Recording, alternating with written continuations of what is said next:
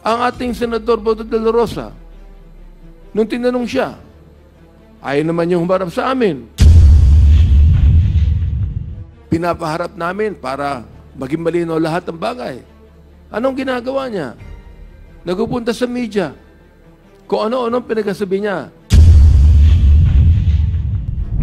The next to deliver his opening remarks is the Chair of the Committee on Human Rights, Congressman Benny Abante. You are recognized. Maraming salamat, Mr. Chair. Magandang umaga po sa inyo lahat, sa ating mga colleagues, sa ating mga resource speakers and witnesses. Salamat po sa inyong pagdalo muli sa Quadcom hearing na ito. Kayo po ay kasama naming mga lingkod ng ating bayan. So again, we gather here in what? In pursuit of truth, justice, and accountability. Kung meron man dito nagsasabi na we're gathered here because of politics, gusto namin humarap siya rito para sabihin sa amin directly. As we open this hearing, let us be reminded of the words of Romans 13:3 and 4. And I would like to read in quote. For rulers are not a terror to good works, but to the evil. Ang rulers po dito ay hindi lamang ang ating political leaders, kundi lahat ng ating law enforcers. Ano po ang gawain natin? We are not a terror to good works, but to the evil. Wilt thou then not be afraid of the power? Do that which is good. Yan po ang command ng Scripture. Do that which is good, and thou shalt have praise of the same. For he is the minister of God to thee for good. Ang bawat opisyal po ng bayan ay tinawag na ministro ng Diyos para sa kabutihan. So ito po ang sinasabi, do that which is good. This is the standard by which we measure our actions in this quest for justice. This is the challenge to all who hold power, whether in government, law enforcement, or public service. Power must never be abused in order to shield wrongdoers. It must never be wielded to sow fear among the innocent. Power must serve only one purpose: to uphold what is just and to bring evil to account. Yet, time and time again, in the course of these hearings, we have seen the opposite. Those entrusted with the duty to protect have enabled injustice. Those who swore to uphold the law have hidden behind silence. Those called to testify, like former PIDEA Chief Wilkins Villanueva, and I would never question his good record in the Philippine National Police. I admire what he has done. But he has refused to answer the people's questions, forcing us to cite them for contempt. This is not a mere legal matter. It is a moral one. After all, the first laws that were made in the world were based upon a moral code. If we are to serve justice, if we are to save our countrymen from the clutches of extrajudicial killings, illegal drugs, and pogos that have corrupted our institutions, then we must do that which is good. And this begins with the truth. May mga taong pinapasalamatan ang dating administrasyon sa war on drugs, kine-question kami kung mas maganda ba na ang Pilipinas ay mahulog sa droga kaysa labanan ng droga. Sinabi namin, inulit-ulit namin dito, sinuportahan namin ang dating administrasyon sa war on drugs. Binanggit ko sa ating former president, ang hindi ko lang maintindihan kung bakit kinakailangang pumatay ng more than 30,000 people para mawala ang drugs. Ang question dito ito, nawala ba? Hindi nawala ang drugs. Ganun pa rin. Ang inaakala po namin dito, ay baka naman tinanggal natin ang kompetisyon para ang maiwan na lamang sa drug trade ay yung mga nasa kapangyarihan. Yun ang nais kong sabihin. Oho, ayaw po natin mahulog ang bansa sa droga. Ayaw po natin yan. Pero ayaw din natin na ang buong Pilipinas maging killing fields. Na pumatay tayo na hindi sinusunod ang ating saligang batas. Dito po ay atin nang nakita. Nung tinanong namin, bakit binaril to? Bakit pinatay ito? Sapagkat order po ito ng aming nakakataas. Kahit po ba ang order ng nakakataas ay hindi ayon sa saligang batas, susundin ng ating mga law enforcers? Ano po ang sagot ng ating mga ibang law enforcer officials? Hindi po. Dapat sundin ang saligang batas. Ang ating Senador Boto de la Rosa, nung tinanong siya, ayaw naman yung humarap sa amin. Pinapaharap namin para maging malinaw lahat ng bagay. Anong ginagawa niya? Nagpupunta sa media. Kung ano-anong pinagsasabi niya.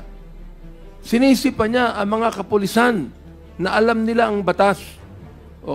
Hindi nila dapat sundin ang nakakataas sa kanila kung naniniwala sila na hindi ito ayon sa batas. Pero sinunod Di ba? Now, yet, kahit na po sa kanya mga bagay, mga kababayan, I am not without hope.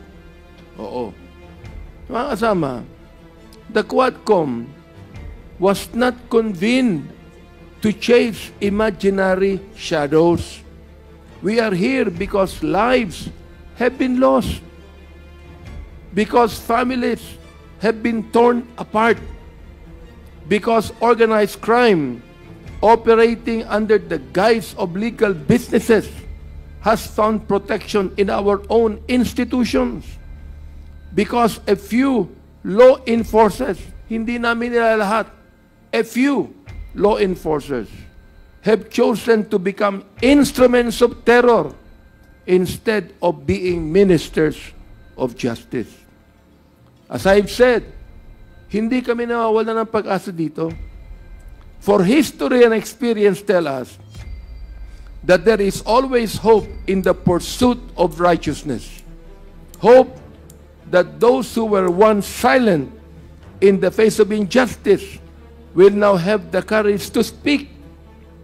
Sinabi ko po yan sa Committee on Human Rights na huwag na kayong matakot sapagkat gumagawa na tayo ng paraan upang ma-address ang problemang ito.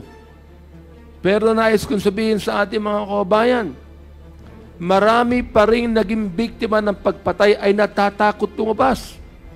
Bakit natatakot? Yan po ba ang ibig sabihin ng leadership? Manakot tayo ng tao para sumunod sa atin? O maging halimbawa tayo ng tamang panunungkulan para ang tao at ang bayan ay sumunod sa atin? Hope that those complicit in wrongdoing will find the resolve to make things right.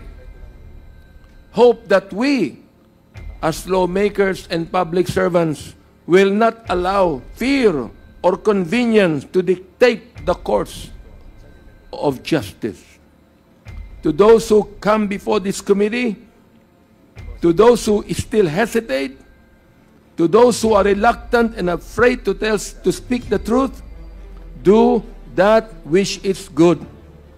Not for us, not for politics, but for your countrymen who have suffered in silence. For the time for evasion has passed. The time for justice is now. Let these hearings be evidence of our commitment and proof of our resolve.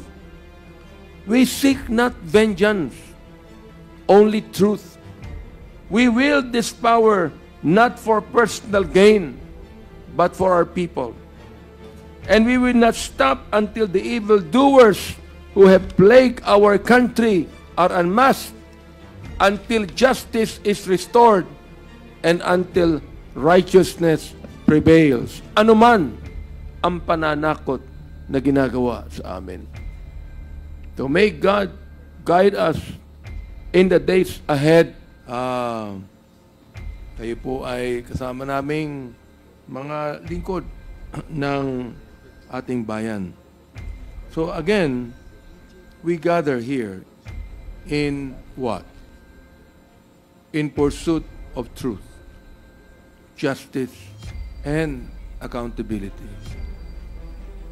Kung meron man dito nagsasabi na we're gathered here because of politics, gusto namin humarap siya rito para sabihin sa amin directly. As we open this hearing, let us be reminded of the words of Romans 13:3 and 4. And I would like to read in quote. For rulers are not a terror to good works, but to the evil. Ang rulers po dito ay hindi lamang ang ating political leaders, kundi lahat ng ating law enforcers. Ano po ang gawain natin? We are not a terror to good works, but to the evil. Wilt thou then not be afraid of the power? Do that which is good. Yan po ang command ng Scripture. Do that which is good, and thou shalt have praise of the same. For he is the minister of God to thee for good. Ang bawat opisyal po ng bayan ay tinawag na ministro ng Diyos para sa kabutihan. So ito po ang sinasabi, do that which is good. This is the standard by which we measure our actions in this quest for justice. This is the challenge to all who hold power, whether in government, law enforcement, or public service. Power must never be abused in order to shield wrongdoers. It must never be wielded to sow fear among the innocent. Power must serve only one purpose: to uphold what is just and to bring evil to account. Yet, time and time again, in the course of these hearings, we have seen the opposite. Those entrusted with the duty to protect have enabled injustice. Those who swore to uphold the law have hidden behind silence. Those called to testify, like former PIDEA Chief Wilkins Villanueva, and I would never question his good record in the Philippine National Police.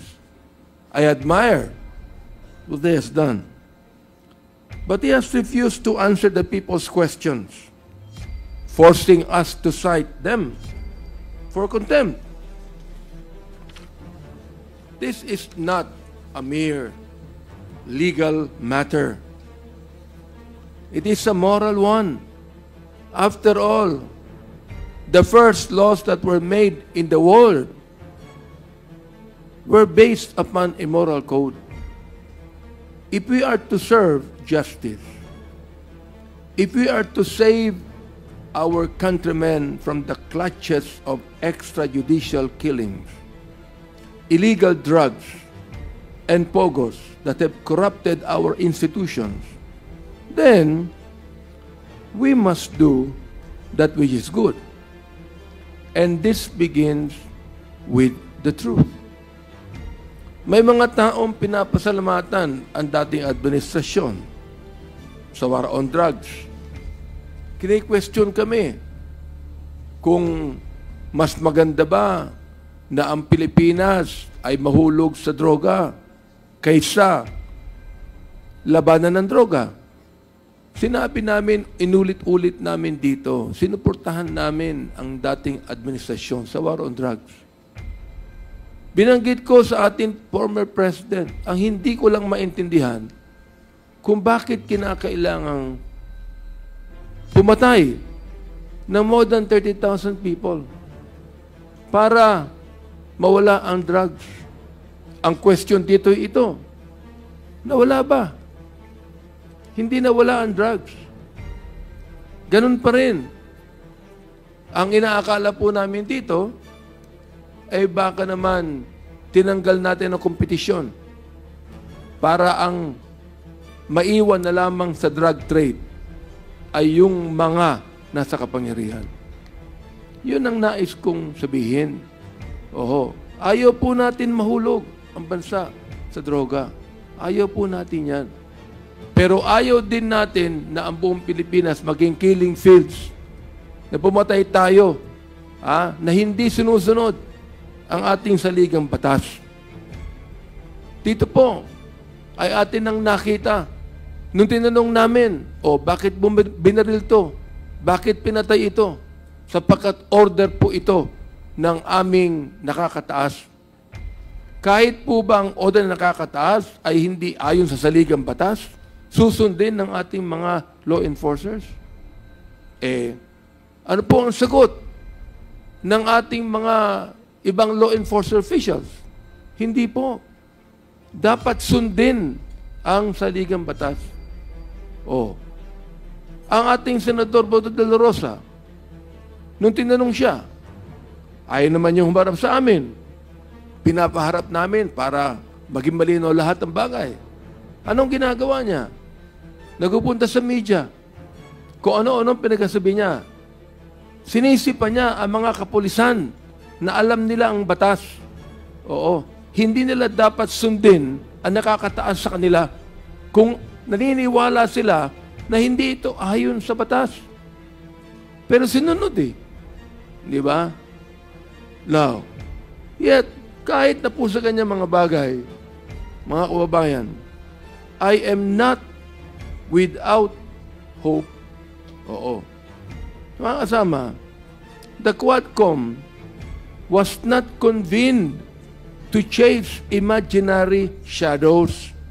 We are here because lives have been lost, because families have been torn apart, because organized crime operating under the guise of legal businesses has found protection in our own institutions, because a few law enforcers, hindi namin nila lahat, a few law enforcers have chosen to become instruments of terror instead of being ministers of justice. As I've said, hindi kami nawawala ng pag-asa dito.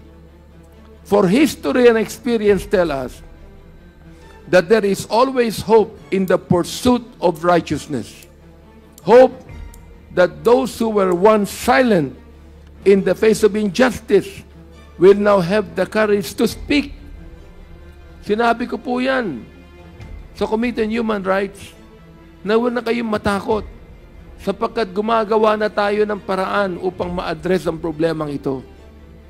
Pero nais kong sabihin sa ating mga kababayan, marami pa rin naging biktima ng pagpatay ay natatakot tumabas. Bakit natatakot? Yan po ba ang ibig sabihin ng leadership? Manakot tayo ng tao para sumunod sa atin? O maging halimbawa tayo ng tamang panunungkulan? para ang tao at ang bayan ay sumunod sa atin. Hope that those complicit in wrongdoing will find the resolve to make things right. Hope that we, as lawmakers and public servants, will not allow fear or convenience to dictate the course of justice. To those who come before this committee, to those who still hesitate, to those who are reluctant and afraid to speak the truth, do that which is good. Not for us, not for politics, but for your countrymen who have suffered in silence. For the time for evasion has passed. The time for justice is now. Let these hearings be evidence of our commitment and proof of our resolve. We seek not vengeance, only truth. We wield this power not for personal gain, but for our people. And we will not stop until the evildoers who have plagued our country are unmasked, until justice is restored, and until righteousness prevails. Anuman ang pananakot na ginagawa sa amin. So may God guide us in the days ahead. Kayo po ay kasama naming mga lingkod ng ating bayan. So again, we gather here in what? In pursuit of truth, justice, and accountability. Kung meron man dito nagsasabi na we're gathered here because of politics, gusto namin humarap siya rito para sabihin sa amin directly. As we open this hearing, let us be reminded of the words of Romans 13:3 and 4. And I would like to read in quote. For rulers are not a terror to good works, but to the evil. Ang rulers po dito ay hindi lamang ang ating political leaders, kundi lahat ng ating law enforcers. Ano po ang gawain natin? We are not a terror to good works, but to the evil. Wilt thou then not be afraid of the power? Do that which is good. Yan po ang command ng Scripture. Do that which is good, and thou shalt have praise of the same.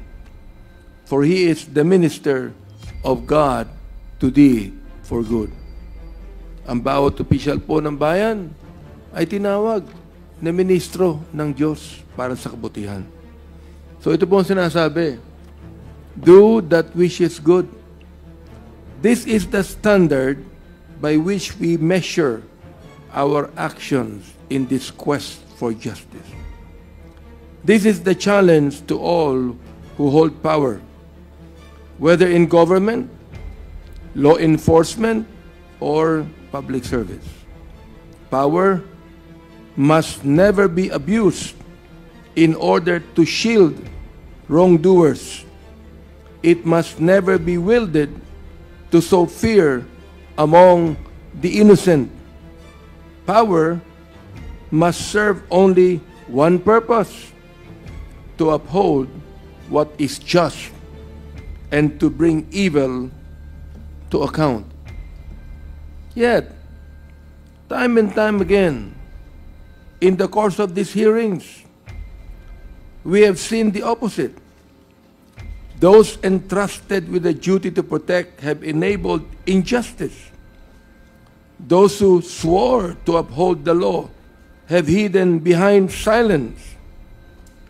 Those called to testify, like former PIDEA Chief Wilkins Villanueva, and I would never question his good record in the Philippine National Police. I admire what he has done. But he has refused to answer the people's questions, forcing us to cite them for contempt.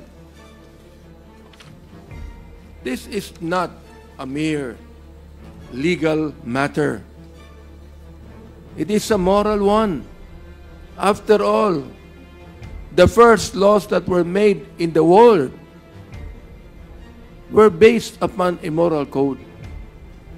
If we are to serve justice, if we are to save our countrymen from the clutches of extrajudicial killings, illegal drugs, and pogos that have corrupted our institutions, then we must do that which is good.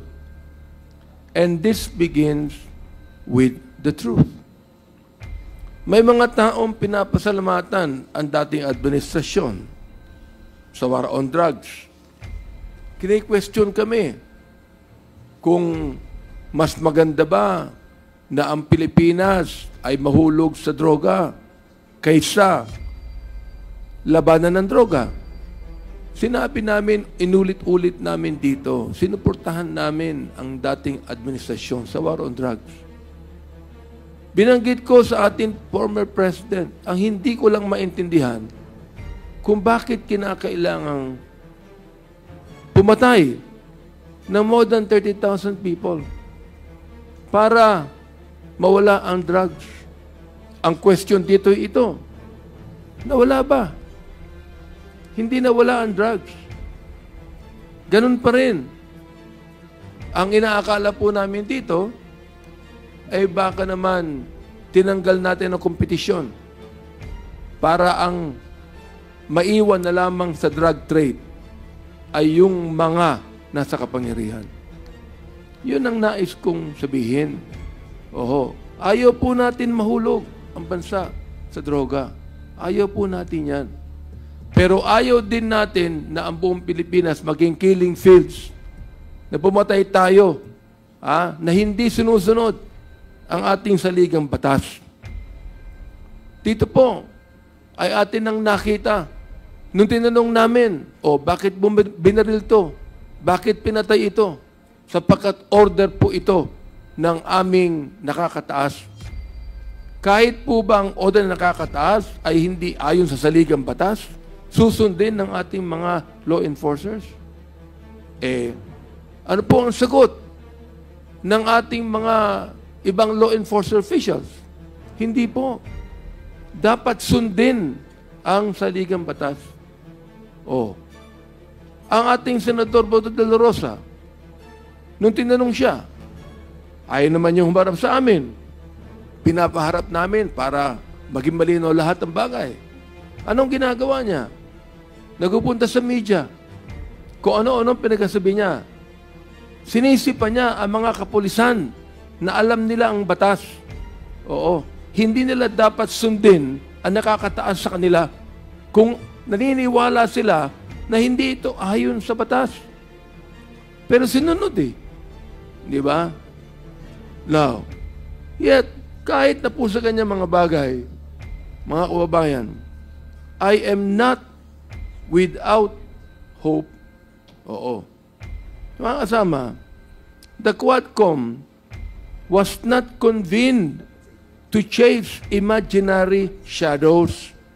We are here because lives have been lost, because families have been torn apart, because organized crime operating under the guise of legal businesses has found protection in our own institutions, because a few law enforcers, hindi namin nila lahat, a few law enforcers have chosen to become instruments of terror instead of being ministers of justice. As I've said, hindi kami nawawala ng pag-asa dito. For history and experience tell us that there is always hope in the pursuit of righteousness. Hope that those who were once silent in the face of injustice will now have the courage to speak. Sinabi ko po yan sa Committee on Human Rights na huwag na kayong matakot sapagkat gumagawa na tayo ng paraan upang ma-address ang problemang ito. Pero nais kong sabihin sa ating mga kababayan, marami pa rin naging biktima ng pagpatay ay natatakot lumabas. Bakit natatakot? Yan po ba ang ibig sabihin ng leadership? Manakot tayo ng tao para sumunod sa atin? O maging halimbawa tayo ng tamang panunungkulan para ang tao at ang bayan ay sumunod sa atin? Hope that those complicit in wrongdoing will find the resolve to make things right. Hope that we, as lawmakers and public servants, will not allow fear or convenience to dictate the course of justice. To those who come before this committee, to those who still hesitate, to those who are reluctant and afraid to speak the truth, do that which is good. Not for us, not for politics, but for your countrymen who have suffered in silence. For the time for evasion has passed. The time for justice is now. Let these hearings be evidence of our commitment and proof of our resolve. We seek not vengeance, only truth. We wield this power not for personal gain, but for our people. And we will not stop until the evildoers who have plagued our country are unmasked, until justice is restored, and until righteousness prevails. Anuman ang pananakot na ginagawa sa amin. So may God guide us in the days ahead. Maraming salamat po at manigong bagong taon sa inyong lahat. The next to deliver his opening remarks is the Chair of the Committee on Human Rights, Congressman Benny Abante. You are recognized. Maraming salamat, Mr. Chair. Magandang umaga po sa inyong lahat, sa ating mga colleagues, sa ating mga resource speakers and witnesses. Salamat po sa inyong pagdalo muli sa Quadcom hearing na ito. Kayo po ay kasama naming mga lingkod ng ating bayan. So again, we gather here in what? In pursuit of truth, justice, and accountability. Kung meron man dito nagsasabi na we're gathered here because of politics, gusto namin humarap siya rito para sabihin sa amin directly. As we open this hearing, let us be reminded of the words of Romans 13:3 and 4. And I would like to read in quote. For rulers are not a terror to good works, but to the evil. Ang rulers po dito ay hindi lamang ang ating political leaders, kundi lahat ng ating law enforcers. Ano po ang gawain natin? We are not a terror to good works, but to the evil. Wilt thou then not be afraid of the power? Do that which is good.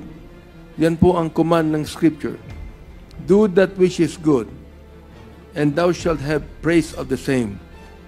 For he is the minister of God to thee for good. Ang bawat opisyal po ng bayan ay tinawag na ministro ng Diyos para sa kabutihan. So ito po ang sinasabi, do that which is good. This is the standard by which we measure our actions in this quest for justice. This is the challenge to all who hold power, whether in government, law enforcement, or public service. Power must never be abused in order to shield wrongdoers. It must never be wielded to sow fear among the innocent. Power must serve only one purpose: to uphold what is just and to bring evil to account. Yet, time and time again, in the course of these hearings, we have seen the opposite. Those entrusted with the duty to protect have enabled injustice. Those who swore to uphold the law have hidden behind silence. Those called to testify, like former PIDEA Chief Wilkins Villanueva, and I would never question his good record in the Philippine National Police. I admire what he has done. But he has refused to answer the people's questions, forcing us to cite them for contempt. This is not a mere legal matter. It is a moral one. After all, the first laws that were made in the world were based upon a moral code. If we are to serve justice, if we are to save our countrymen from the clutches of extrajudicial killings, illegal drugs, and pogos that have corrupted our institutions, then we must do that which is good. And this begins with the truth. May mga taong pinapasalamatan ang dating administrasyon sa war on drugs. Kini-question kami kung mas maganda ba na ang Pilipinas ay mahulog sa droga kaysa labanan ng droga. Sinabi namin, inulit-ulit namin dito, sinuportahan namin ang dating administrasyon sa war on drugs.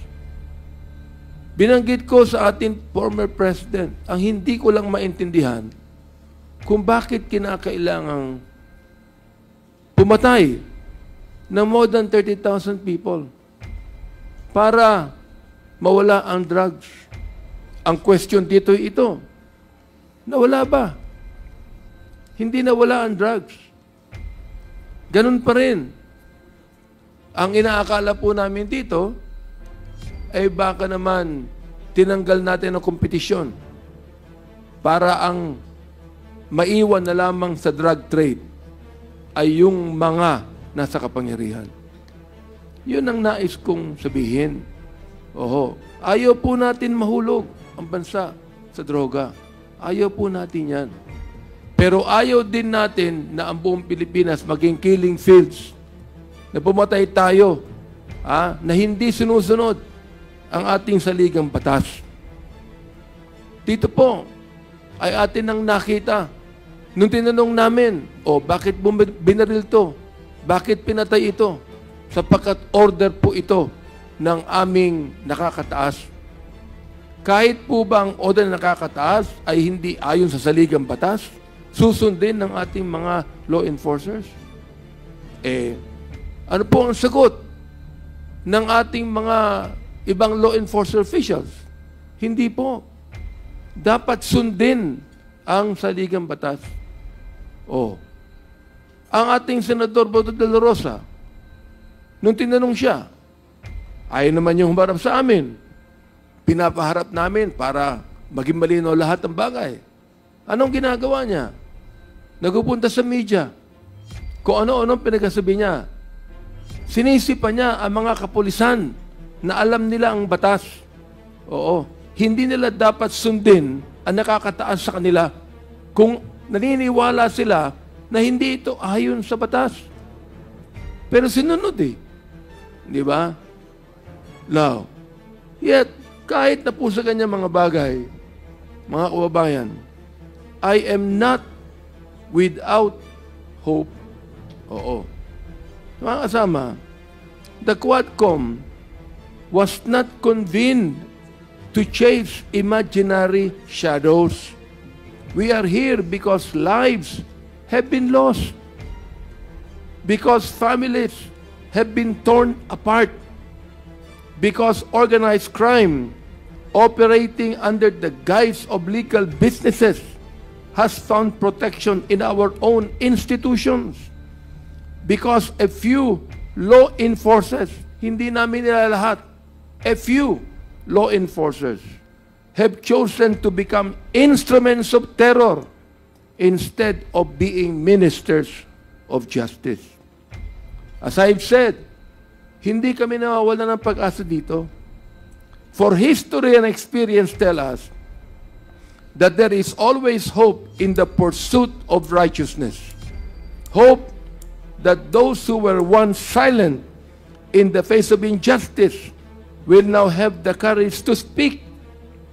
Sinabi ko po yan sa Committee on Human Rights na huwag na kayong matakot sapagkat gumagawa na tayo ng paraan upang ma-address ang problemang ito. Pero nais kong sabihin sa ating mga kababayan, marami pa rin naging biktima ng pagpatay ay natatakot lumabas. Bakit natatakot? Yan po ba ang ibig sabihin ng leadership? Manakot tayo ng tao para sumunod sa atin? O maging halimbawa tayo ng tamang panunungkulan para ang tao at ang bayan ay sumunod sa atin? Hope that those complicit in wrongdoing will find the resolve to make things right. Hope that we, as lawmakers and public servants, will not allow fear or convenience to dictate the course of justice. To those who come before this committee, to those who still hesitate, to those who are reluctant and afraid to speak the truth, do that which is good. Not for us, not for politics, but for your countrymen who have suffered in silence. For the time for evasion has passed. The time for justice is now. Let these hearings be evidence of our commitment and proof of our resolve. We seek not vengeance, only truth. We wield this power not for personal gain, but for our people. And we will not stop until the evildoers who have plagued our country are unmasked, until justice is restored, and until righteousness prevails. Anuman ang pananakot na ginagawa sa amin. So may God guide us in the days ahead